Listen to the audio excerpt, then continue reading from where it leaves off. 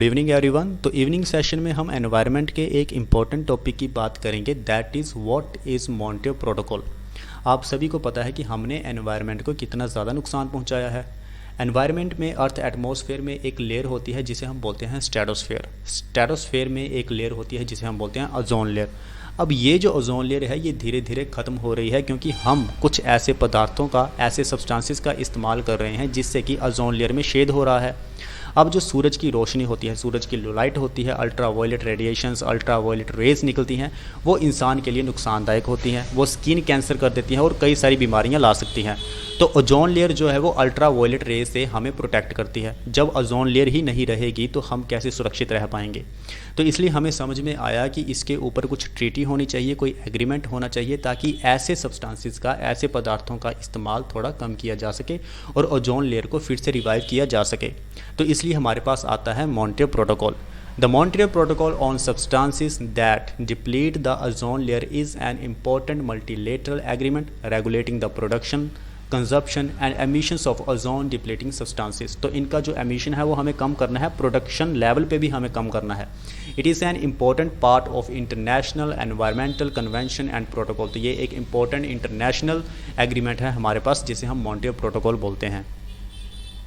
1970 के दशक में हमें समझ में आया जब साइंटिस्ट को ये पता चला कि जो केमिकल सब्सटेंसेस का हम इस्तेमाल कर रहे हैं एयर कंडीशनर में, रेफ्रिजरेटर में, एरोसोल कैंस में, बेसिकली ये ओजोन लेयर को डैमेज कर रहे हैं जो कि खतरनाक साबित हो सकता है आने वाले समय में। 1985 को हमने देखा कि एक ह्यूज होल जो है वो हमें ओजोन लेयर में देखने को मिलता है over the Antarctica. These hole allowed the hazardous levels of ultraviolet radiation to reach the earth surface। मैंने वीडियो के स्टार्टिंग में कहा था कि अगर होल हो गया है ओजोन लेयर में तो अल्ट्रावायलेट रेडिएशन जो होंगी वो सीधा अर्थ सरफेस में आएंगी जो कि कई सारी बीमारियां लेके आएंगी।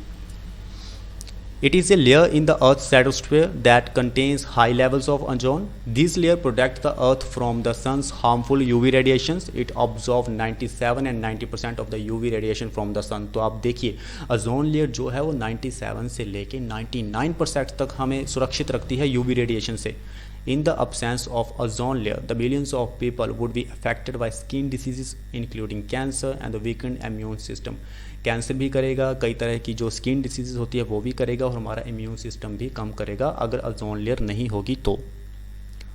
UV radiation would also affect the environment adversely leading to the decreased productivity। और ये सिर्फ ह्यूमंस को ही नहीं बल्कि ओवरऑल एनवायरनमेंट को भी नुकसान पहुंचाता है। फोना जो है अर्थ पे उसको भी नुकसान पहुंचाता है अगर ओजोन लेयर डिप्लीट होती है तो। अब हम बात करते हैं ऐसे कौन से ओजोन लेयर डिप्लीटिंग सब्सटेंसेस है जिनका इस्तेमाल करने से ओजोन लेयर जो है वो डिप्लीट हो रही है, ख़त्म हो रही है और उसमें होल हो रहा है। First one is the chlorofluorocarbons, CFC। ज़्यादातर हमें रेफ्रिजरेटर में, एयर कंडीशनर में देखने को मिलता है। Hydrochlorofluorocarbons, carbon tetrachloride, methyl chloroform, hydrobromofluorocarbons and halons. इनका इस्तेमाल करने से हमारी जो ओजोन लेयर है वो धीरे धीरे डिप्लीट हो रही है। All member parties have specific responsibilities related to the phasing out of various groups of ozone depleting substances, controlling the ODS trade, reporting of data annually, controlling export import of ODs। अब जब से सभी member parties ने, याद रखिए कि Montreal protocol ही एक ऐसी ट्रीटी है, एक ऐसा एग्रीमेंट साइन हुआ है जिसमें हर एक देश शामिल है। दुनिया में जितने भी देश हैं सभी शामिल हैं, सभी ने रेटिफाई किया है। तो इसमें जो प्रोटोकॉल में है ये बताया गया है कि हमें अब रेगुलेट करना है इन ओजोन डिप्लीटिंग सब्सटेंसेस को। ट्रेड में भी ये भी देखना है कि इसका कितना एक्सपोर्ट और इंपोर्ट हो रहा है, इसका डेटा भी हमें एनुअली लाना है ताकि हम चेक कर सकें कि हमने कितना कम किया है ओजोन डिप्लीटिंग सब्सटेंसेस को।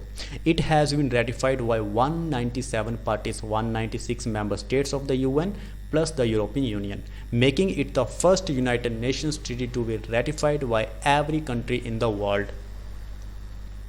As per the National Strategy for ODS Phase Out, the Ministry has notified the Ozone Depleting Substances Regulation and Control Rules 2000। अब इंडिया का क्या स्टेटस है ओजोन डिप्लीटिंग सब्सटेंसेस को लेके?